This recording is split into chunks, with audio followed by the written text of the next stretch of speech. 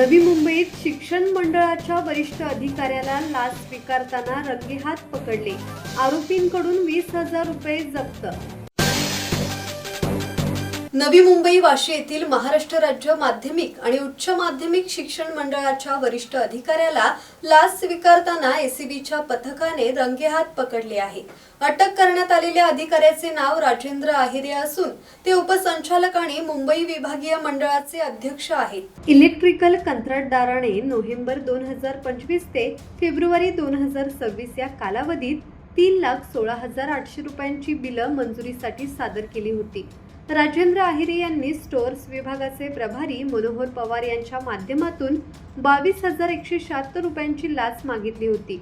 7 April रोजी एसीबीने सापळा रचून राजेंद्र आहिरे यांना त्यांच्या कार्यालयातील केबिनमध्ये तक्रारदाराकडून 20,000 रुपये स्वीकारताना पकडले आहे.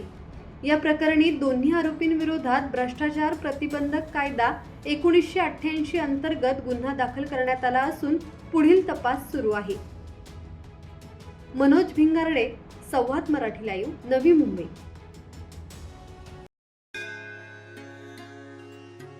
श्री गणपती संस्थान महड, तालुका खालापूर, जिल्हा रायगड. श्री वरद विनायकाच्या भक्तांसाठी भक्त निवासाची सोय, स्वच्छता आणि 24 तास गरम पाणी.